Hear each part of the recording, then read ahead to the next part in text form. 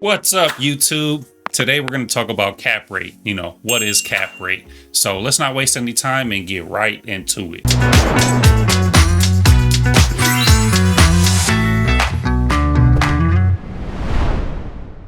Essentially what a cap rate is you buying a property all cash. The reason we do this is because, yes, most of us buy properties using financing, but it's so hard to compare apples to apples at this point because let's say we're buying the same property, right? 100,000, you and I. You go out, you get financing, you have a higher credit score than I do, you're going to get a better interest rate. So already our numbers are starting to begin to look different. Let's say you put 25% down on the same property, but I'm only willing to put 5% down. Your loan amount is going to be much smaller, so your payment to the bank is going to be much smaller. This is why when we're using the cap rate evaluation, we do not use financing. It's so hard because there's so many variables, and I just named a simple two, interest rate and credit score and down payment. It's going to throw off the numbers big time. So if you use cash, it's going to easily tell you, hey, how good is this property at producing income to this property or this market to that market? Keep it plain and simple. Let's hop into my iPad and kind of take a look at this visually. So we've got cap rate equals net operating income divided by total purchase price. Total purchase price should be, your purchase price plus rehab, every single dollar invested into this property. So if we bought a property for $60,000, we rehabbed it for $40,000, your total purchase price is going to be $100,000. But how do you find cap rate? Easy. Call, a local realtor or even better, a commercial real estate broker's office and ask them, hey, what's the cap rate in my market? Here it's 6-7%, 8-9. The higher that number is, the better at cash flow or income producing that property is going to be.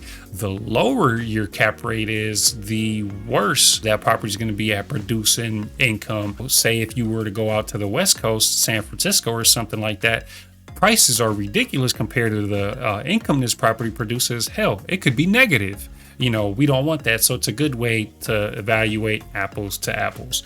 So if we had a property, by this point, you should already know what net operating income is. It's in different videos, but just to recap real quick, it's your gross rents annually subtracted by your operating expenses, which those would be your vacancies, your property taxes, property insurance, management, maintenance and repairs, capital expenditures, and utilities. And some counties even have licensing fees. So if you own a rental property, you got to register that with the county, and it's $100. It's not that much, but it's going to be everything besides your financial debt, that you owe to the bank or lender. And then we divide that by the total purchase price and it'll give you a cap rate. So quickly, let's say our NOI on a property was $10,000. After our, operating expenses, the vacancies, repairs and all that, we have $10,000 left, right? This is before we subtract what the financing on this property would be.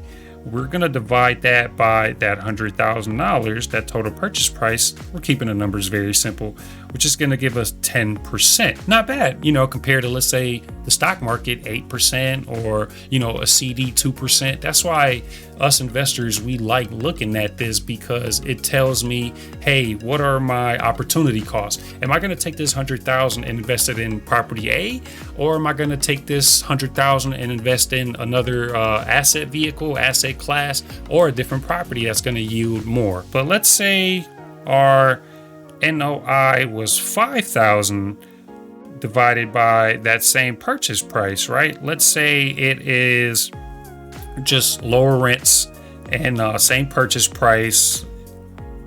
This is going to equal 5%. Which one are you going to choose? 10%, return on investment on your property, or are you going to do the 5%? Well, hey, 10% is better than 5%. It's double my opportunity cost. So guys, that's cap rate. Very simple. It's just a quick way to analyze, property to property, investment to investment, market to market, based on an all cash basis, without using financing, because as we said in the beginning of the video, that can vary different interest rates, different down payments. Some lenders, are charging points, some aren't, and it throws everything off. It's just a quick, clean way. Hey, how good is this investment at producing income?